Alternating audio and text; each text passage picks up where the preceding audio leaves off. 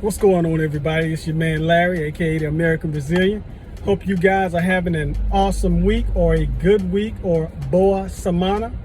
I know I haven't posted in a few days. Things have been like really busy with really both of my businesses in a very good way. But I am trying to streamline things so that I can be a lot more frequent in the area of my posting. I just kind of wanted to jump on really quick just to kind of maybe bring context to why I do the interviews that I do. And then I also want to speak on an issue that is been trending, that has been trending rather, and just kind of give my perspective as someone who is, I guess you can say, someone who has been intimately who's experienced that situation. I just say it that way. But first of all, about the videos is this. A lot of times when you see people in the travel community and they're in Colombia, shout out to Ace, shout out to Aaron Ferris, they're in Dominican Republic, shout out to Taylor Made Dreams, they're in Brazil, shout out to the brothers and sisters in Brazil, there's a lot of them, and different parts of the world. We only see them in the time of life now. So we see them in their current state, but we never really know what caused them to travel. I mean, you know, there are snippets that they talk on. Hey, I decided to travel because of this or because of that. But to really delve into the one-on-one meat and guts of it, I think a lot of times you kind of hear a common theme.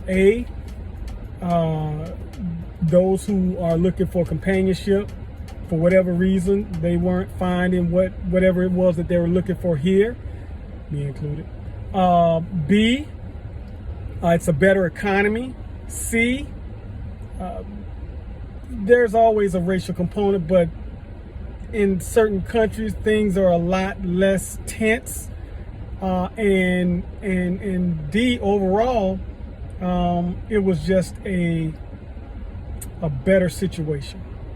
And so, you know, we focus on the better situation, we focus on the women, we focus on the tension as far as the social climate, we focus on the resources and being able to take the American dollar into those places that I've mentioned and even other places and win.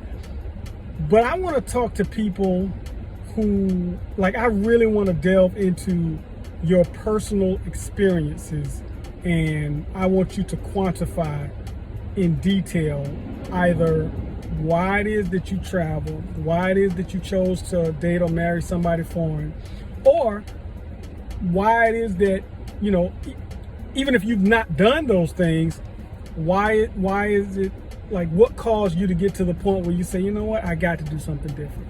So every interview is not going to be pretty. Every interview is not going to have a happy ending, as with every story, you know.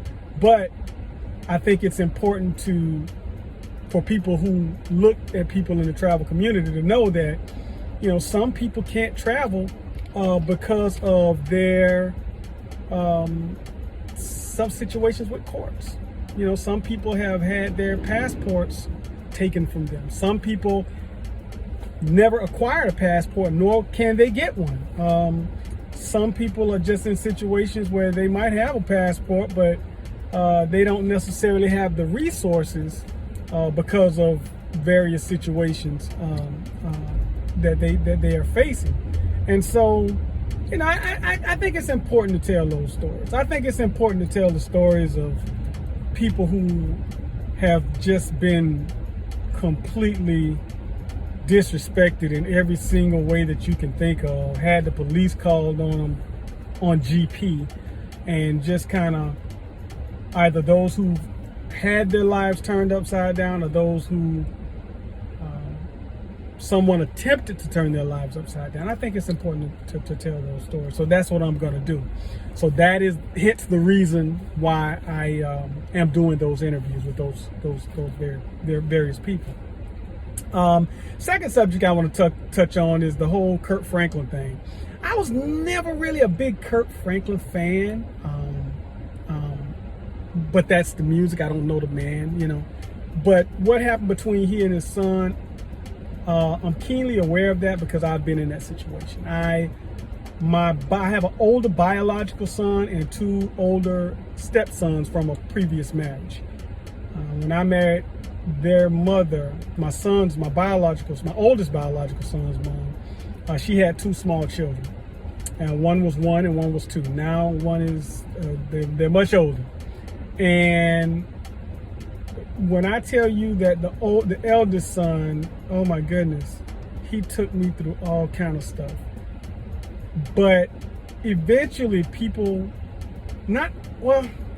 you hope people come to a maturing state, you know, and they realize that the things that you and that parent at the time were attempting to do was for their benefit. And I know he has. I can't speak for every child, but I know he has. And to this day, we're tight. To this day, he always tells me he loves me. But to tell you that we went through some ish, yes, we did a lot. And it was horrible. I got called names, just all kind of stuff. But, sometimes, unfortunately, people who are in step parenting roles, they experience those things. Not all, but some. And, eventually it fizzles out and that child becomes a lot more mature and they realize that step parent was only there to try to help mitigate whatever the biological father wasn't doing, or in some bad cases was doing. But anyway, shout out to the brother Kurt Franklin. I hope they can work that situation out. And for people who are dealing with those things or would see someone in those situations to try to attempt to judge them, oh, you're supposed to be a man of God, listen, if you step on my toe and you step on a preacher's toe, we both are going to experience some pain. So yes, I get what you're saying, but there is a human component. You are human at the end of the day, and we may not, as humans, respond or react to things as we want to, or in some cases as we ought to.